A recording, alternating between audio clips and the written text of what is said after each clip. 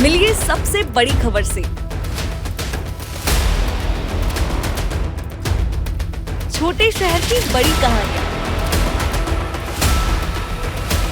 हमने वो देखा जो अनकहा है। अब खबर आपकी उंगलियों पर। खबरों से परे, हर खबर पर हमारा नजरिया। इंडिया टाउन न्यूज, भारत की बात। जनता की आवाज, हमारी मुहिम।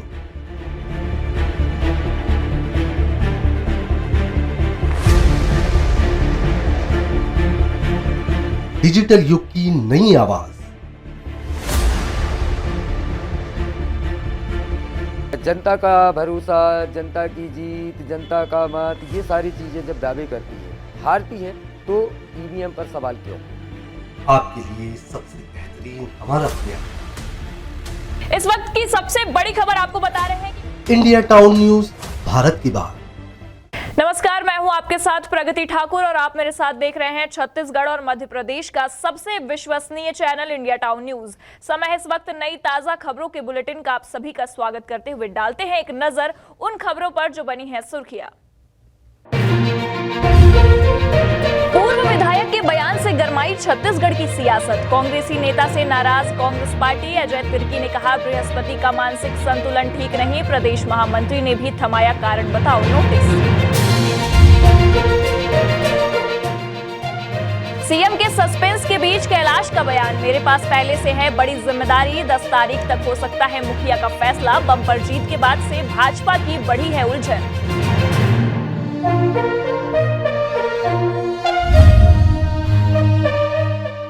करारी हार के बाद लग रहे पीसीसी चीफ बदले जाने के कयास। कमलनाथ आखिरी मौके पर हुए फेल। वापस दिल्ली बुलाने के संकेत। युवा चेहरे पर कांग्रेस लगा सकती है मोहर।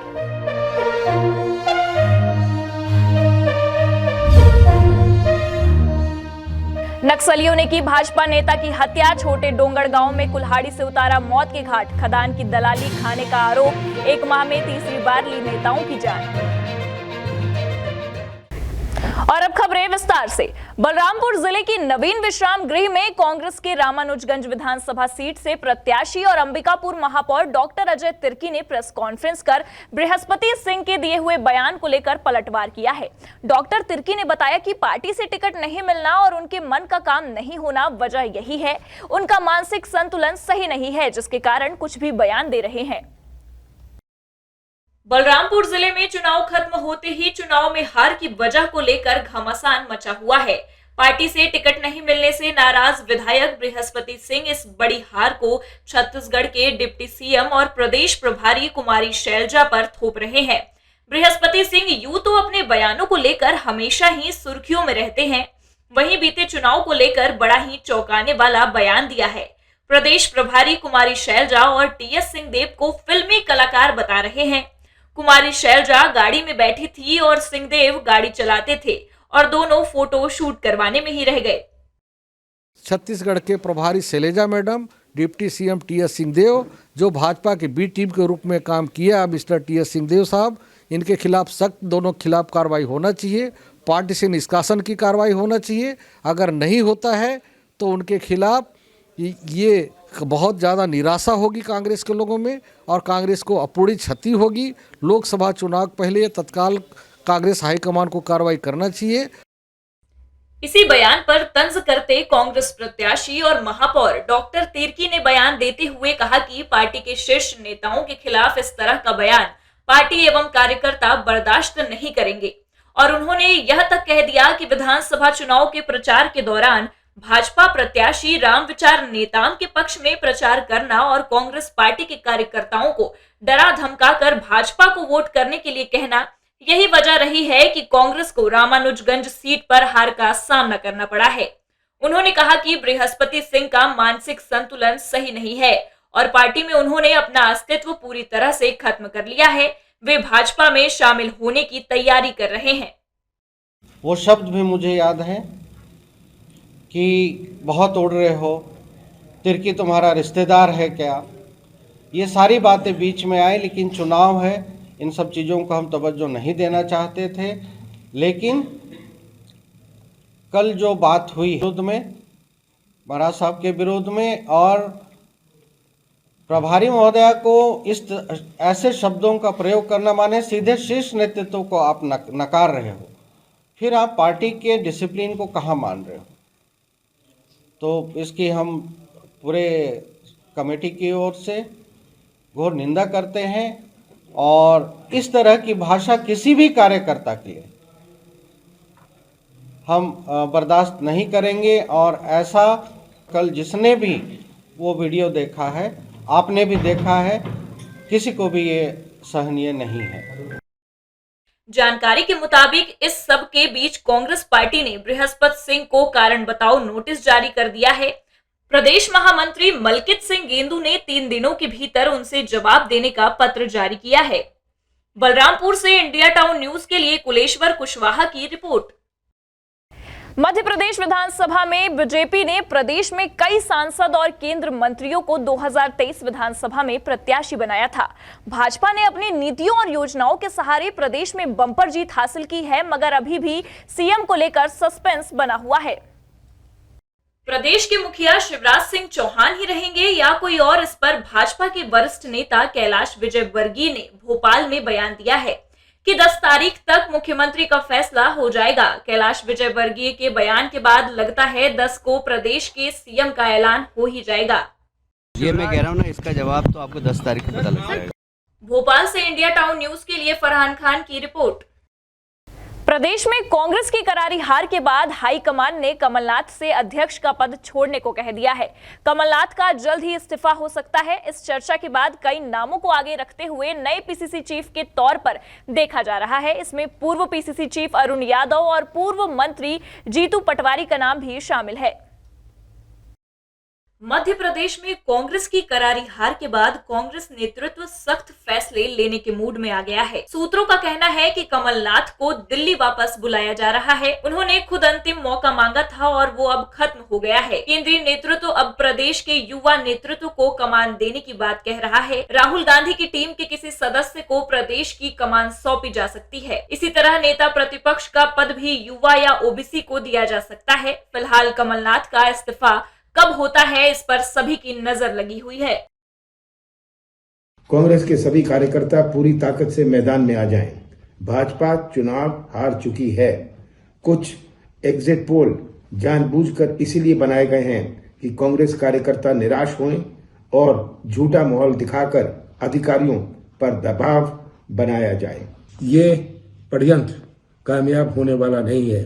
कांग्रेस के सभी पदाधिकारी, जिला अध्यक्ष, जिला प्रभारी, मोर्चा संगठन के प्रमुख और प्रकोष्ठों के पदाधिकारी अपने अपने काम में जुट जाएं और निष्पक्ष मतगणना कराएं। भोपाल से इंडिया टाउन न्यूज के लिए फरहान खान की रिपोर्ट। कहते हैं राजनीति में परिस्थितियां और समीकरण कब बदल जाए कहा नहीं जा सकता।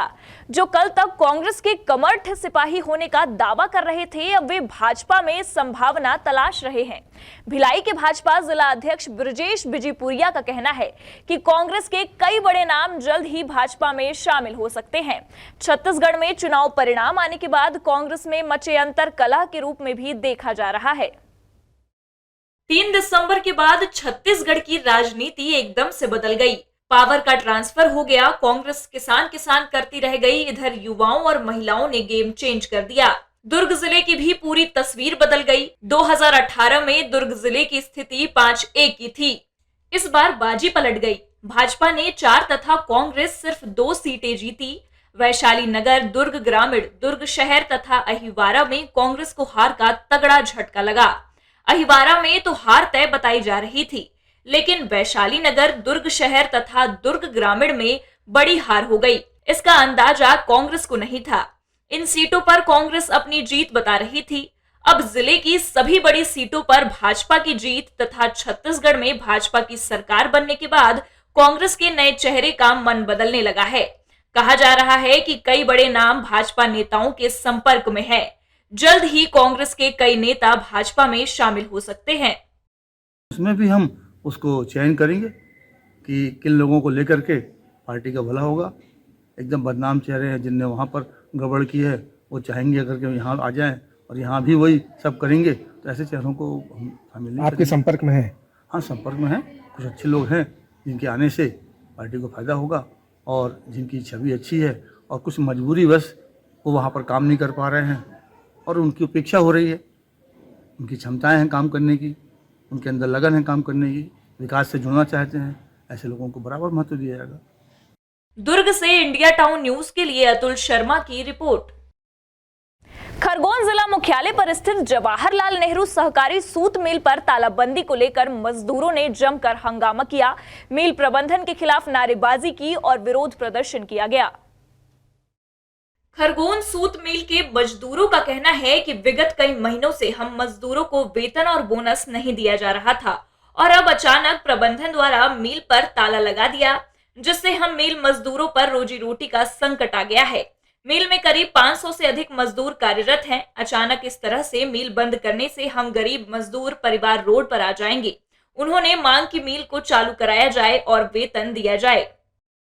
हम आज सभी तीनों शिफ्ट के लेबर इकट्ठे हुए हैं। पिछले माह का वेतन भी आज तारीख तक नहीं दिया गया है लेबर को, कर्मचारी को। वही मांग करने अभी हमारी मोहन बाबू जी से भी बात हुई है। अभी सूत मिल के प्रभारी बना दिए हैं मोहन रघुवंशी जी को, उनसे भी अभी हमारी चर्चा हुई है। उनको भी बताया तो बोले 4 लोग बात करो, तो 4 लोग लेबर पूरी नहीं बोल रही है। कोई 4 लोग बात नहीं करेंगे, बात करेंगे तो सारे लोग करेंगे। मतलब पूरा मिल को बंद कर दिया गया? पूरा मिल अभी बंद है। अभी तारीख में पूरी मिल बंद हो चुकी है, पूरी खाली हो चुकी है। कितने लेबर होंगे? कम से कम 450 से 500 हैं। पूरे लेबर कर्मचारी सभी आ गए। वही प्रबंधन का कहना है कि बाजार की हालत खराब होने से विगत 2 वर्षों से सूत मिल घाटे में चल रही है, जिसके कारण मिल को बंद करना पड़ रहा है। जैसे जैसे पैसा आते जाएगा मिल को चालू करने के प्रयास किए जाएंगे। लोग अभी क्या, बाजार की स्थिति बहुत ख़राब है और बाजार में यान की डिमांड ही नहीं है, बहुत ज़्यादा लॉस में चल रही है। तो जब जैसे जैसे पैसा आते जा रहा है वैसे वैसे मिल चलाते जा रहे हैं। मजदूरों का कहना है कि इनकी जो वेतन मजदूरों को अभी तक तो पूरी ले ऑफ वगैरह सब देते ही जाना है, जैसे माल आता है वैसे चलाते हैं, देते जाना है। मिला अभी तक कम। बोनस की भी जब पैसे की व्यवस्था भी कर रहे हैं, जिला सहकारी बैंक से भी पैसे की डिमांड की हुई है, उनसे लिमिट साइन हो गई है। तो जैसे ही पैसा आते जाएगा देते जा रहे हैं। सभी मजदूरों को आज तक का पूरा पैसा दिया हुआ है और आगे भी देते ही हैं सभी। तो उनका कहना है शॉर्ट नोटिस पे मिल को बंद किया गया है। शॉर्ट नोटिस पे ये तो चली अभी रेगुलर चल रहा है। खरगोन से इंडिया टाउन न्यूज के लिए रविंद्र परमार की रिपोर्ट। अब वक्त तो चला एक ब्रेक का। ब्रेक के बाद देखेंगे देश प्रदेश से जुड़ी कुछ और खबरें। मिलिए सबसे बड़ी खबर से। छोटे शहर की बड़ी कहानियां। हमने वो देखा जो अनकहा है। अब खबर आपकी उंगलियों पर। खबरों से परे, हर खबर पर हमारा नजरिया। इंडिया टाउन न्यूज, भारत की बात। जनता की आवाज हमारी मुहिम।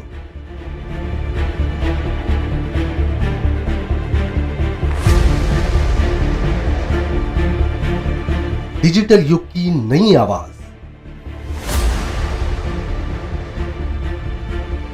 जनता का भरोसा, जनता की जीत, जनता का मत, ये सारी चीजें जब दावे करती है, हारती है, तो ईवीएम पर सवाल क्यों? आपके लिए सबसे बेहतरीन हमारा प्रयास। इस वक्त की सबसे बड़ी खबर आपको बता रहे हैं कि इंडिया टाउन न्यूज, भारत की बात। ब्रेक के बाद आपका स्वागत है। नक्सलियों ने एक बार फिर छोटे डोंगड़ में भाजपा नेता की हत्या कर दहशत फैलाने की कोशिश की है। शीतला मंदिर में पूजा करने गए भाजपा नेता कोमल मांझी को नक्सलियों ने आमदई माइंस को लेकर चेतावनी दी थी। इससे पहले भाजपा जिला अध्यक्ष सागर साहू और रतन दुबे की नक्सलियों ने हत्या कर दी थी। मामला छोटे डोंगड़ थाना का है।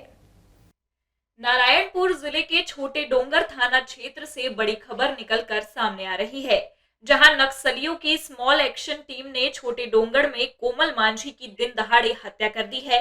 नारायणपुर जिले के छोटे डोंगर थाना क्षेत्र में माओवादियों की स्मॉल एक्शन टीम ने छोटे डोंगर निवासी कोमल मांझी की दिन दहाड़े टंगिए से वार कर हत्या कर दी। जनपद सदस्य के पति कोमल मांझी को लगभग 10:30 के करीब मंदिर जाते समय कुल्हाड़ी से वार कर घटना को अंजाम दिया गया। माओवादियों ने कोमल मांझी को लेकर पूर्व में भी कई बार जान से मारने की धमकी दी थी। धमकी देने के बाद पुलिस द्वारा कोमल मांझी को सुरक्षा मुहैया कराई गई थी, परंतु कोमल मांझी ने सुरक्षा लेने से इनकार कर दिया था। इस घटना से पूरे क्षेत्र में भय का माहौल है। बता दें कि विगत 1 माह के भीतर माओवादियों द्वारा दिन दहाड़े हत्या का तीसरा मामला है। इसके पूर्व भाजपा जिला उपाध्यक्ष सागर साहू और रतन दुबे की नक्सलियों ने हत्या कर दी थी।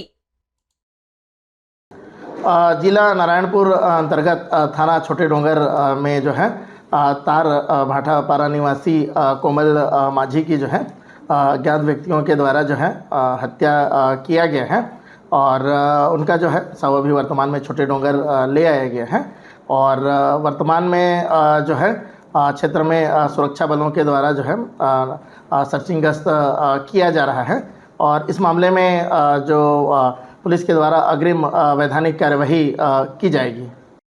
नक्सलियों के द्वारा एक पर्चा भी छोड़ा गया जिसमें लिखा है कि ग्राम छोटे डोंगड़ के मुंडा टिकरा का निवासी कोमल सिंह प्रसाद आमदाई खदान का असली दलाली करोड़ों रुपया खाया है, उसे हमने मौत की सजा दी है। खदान दलाली सरकार और साम्राज्यवादियों के एजेंट मत बनो, उसकी मौत पक्की है। सुधर जाओ मजदूरों दलालो, हम कई बार अपील कर रहे हैं, आमदाई से गद्दारी न करो। नारायणपुर से इंडिया टाउन न्यूज के लिए संतनाथ उसेंडी की रिपोर्ट। छत्तीसगढ़ के नक्सल प्रभावित सुकमा जिले में नक्सली मोर्चे पर तैनात सुरक्षा बल के जवानों को एक बड़ी सफलता मिली है। छत्तीसगढ़ सरकार की पुनर्वास नीति और जिले में चलाए जा रहे पूना नरकोम अभियान से प्रभावित होकर सुकमा पुलिस के समक्ष 5 महिला समेत 20 नक्सलियों ने आत्मसमर्पण किया है।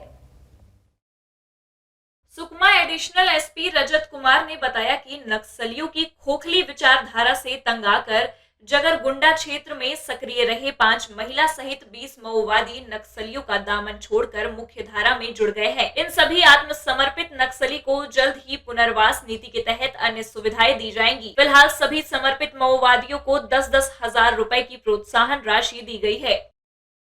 जी, नक्सलियों की खोखली विचारधारा से तंग आकर एवं जिला पुलिस सुकमा एवं सीआरपीएफ के प्रयासों से आज हमारे समक्ष कुल 20 नक्सलियों ने, जिनमें 5 महिला नक्सली भी शामिल हैं, आत्मसमर्पण किया है। ये सभी जगरगुंडा क्षेत्र के रहने वाले हैं जो नक्सल संगठन में विभिन्न पदों पर बहुत लंबे समय से कार्यरत थे। शीघ्र ही इन्हें जो भी सुविधाएं हैं और राहत राशि प्रदान की जाएगी।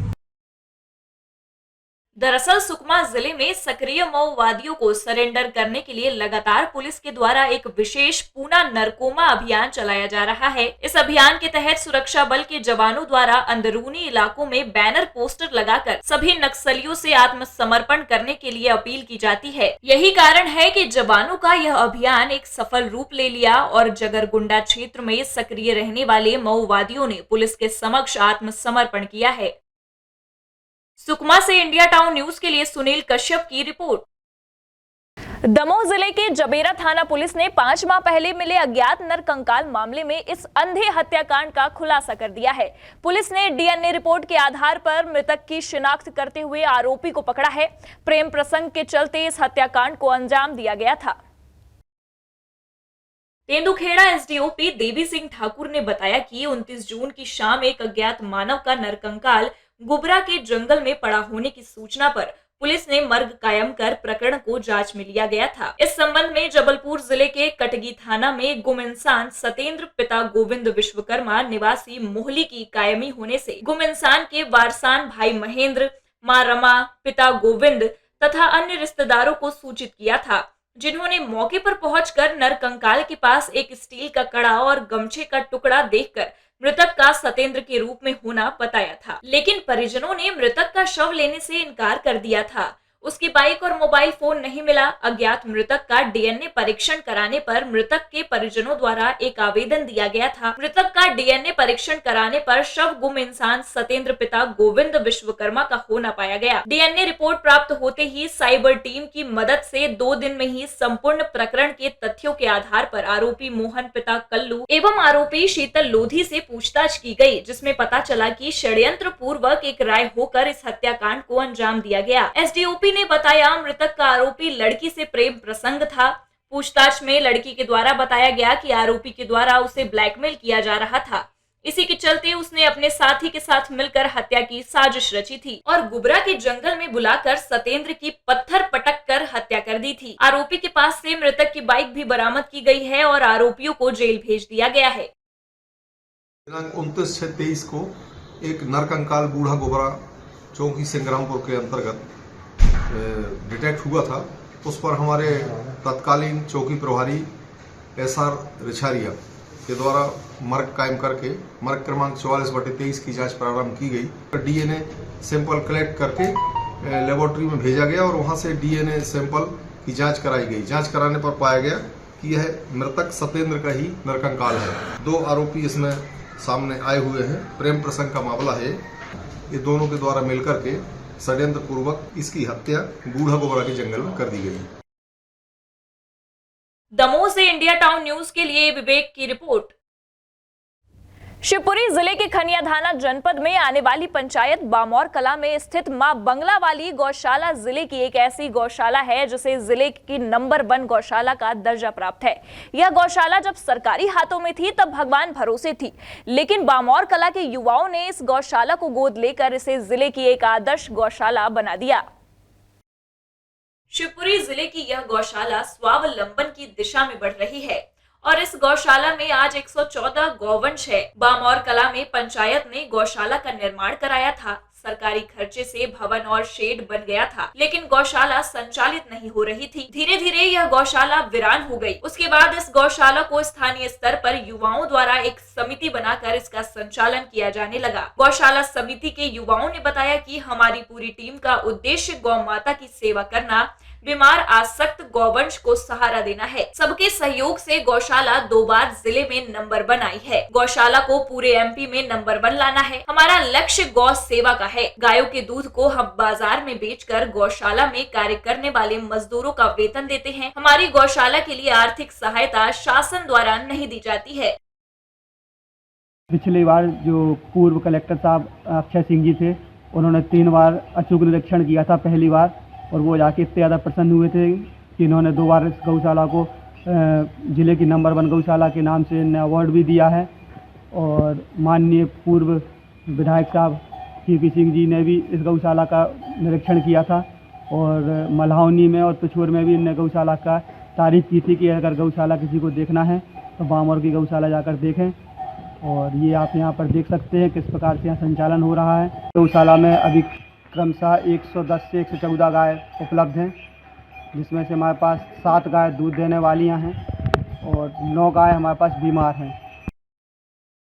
इस समिति के सदस्यों ने ऑल्टो गाड़ी को काटकर गौरथ बनाया है, जिसमें घायल और बीमार गौवंश को उठाकर गौशाला में लाया जाता है। वहीं यह गाड़ी प्रतिदिन घरों से रोटी, फल, सब्जी भी एकत्रित करने का कार्य करती है। जब ठंड अधिक होती है, गौवंशों के लिए लड्डू बनाए जाते हैं। इस गौशाला में गौवंश को प्रतिदिन रोटियां और फल सब्जी खाने को मिलती है। सब्जी वाले बची हुई सब्जी को प्रतिदिन शाम का यहाँ दान करते हैं।